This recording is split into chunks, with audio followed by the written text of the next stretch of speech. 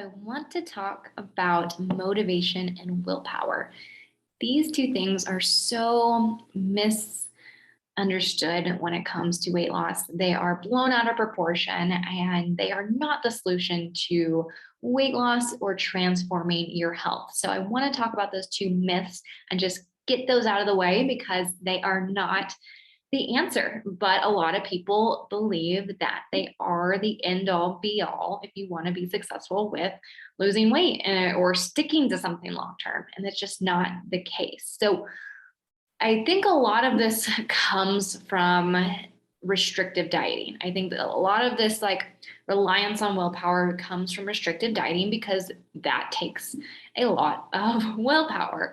And so we've just been ingrained to think that, well, if I'm not successful, it was my fault because I didn't have enough willpower to stick to this diet and do what they were telling me to do.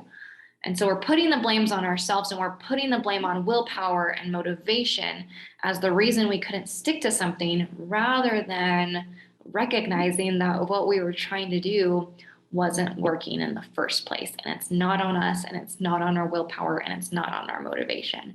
The plan we were following was not working for us.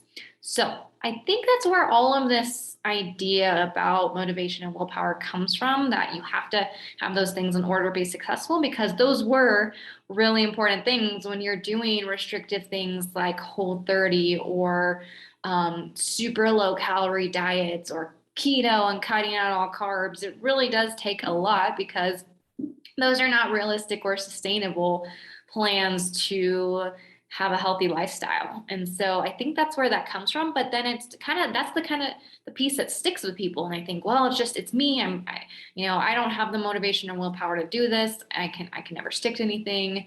I'm not good at anything, et cetera, et cetera. So we start beating ourselves up and thinking that weight loss or again, just lifestyle change isn't going to happen. And it's important to recognize that motivation and willpower are not the long-term solution to losing weight. They are temporary boosts. And usually I see motivation being like that initial kickstart to get someone to want to start the journey. It's that wake up call, it's that kick in the butt that gets someone to take action.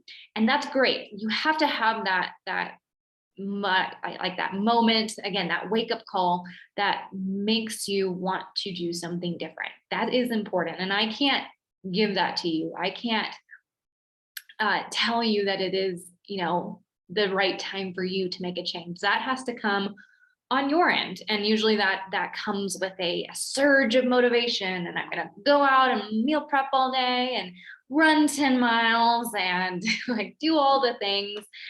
So it usually comes with a surge of motivation, and we got to make sure we don't get into some dangerous, again, unrealistic habits of trying to do all the things and then crashing and throwing in the towel. But usually that motivation is that kickstart. It's that initial push to get started.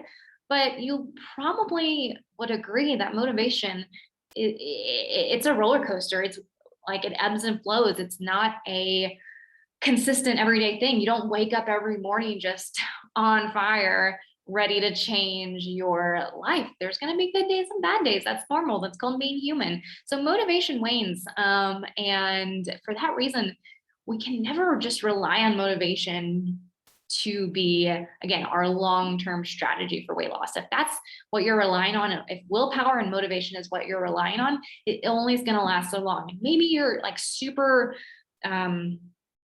focused and just super dedicated, and you last maybe 3 months, 4 months, 5 months, 6 months on no carbs or whatever it is. But again, even for the super like hardcore person, it's going to get out at some point. So the belief that you have to be motivated 100% of the time to be successful is false. The belief that you have to have a perfect willpower to be successful is false. And if anything you're doing is making you feel that way, that it is your fault, that is your lapse of willpower and motivation that is causing your lack of success, it is on them. It is not on you. So what do we do instead? now that I've harped on why those things don't work, what do we do instead? We rely on habits. So here's what it kind of looks like. Motivation kind of gets you started in the beginning. Again, it gets that initial surge, gets you going, gets you excited, gets you moving in the right direction. But then we put habits in place that become our fallback for when motivation naturally will decline. So maybe you could think of it like there's that initial boost, and then it goes, and then it drops, and then it might come back later, and then it might drop. But habits are going to stay consistent. Habits are brushing your teeth. Habits are, drinking water every day. Habits are those rock solid foundations that are going to keep you consistent day in and day out, even when motivation is all over the place. So we want to fall back on good habits, and good habits take time to develop.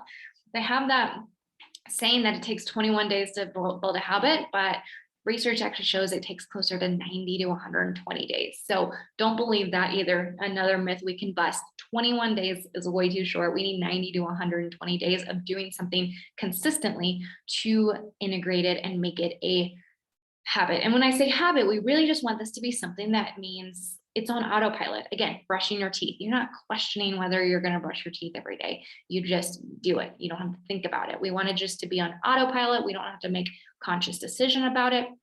We just want to make it a natural part of our everyday routine. So whether that's working out, drinking water, eating breakfast every morning, we just want to make that automated. So those are the things that keep you going long term. Not motivation, not willpower. You are not the problem. It is not your lack of being able to hold off of carbs for 6 months is what you're following.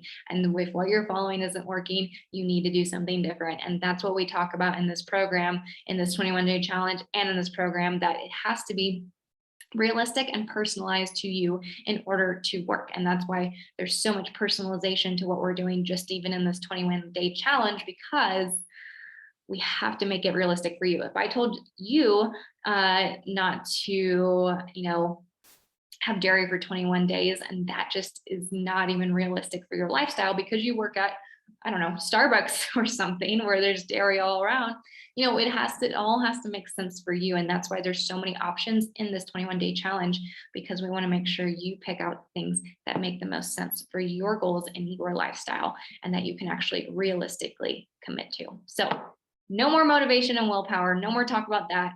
Let's get your habits down and let's make a plan that is actually going to work for you.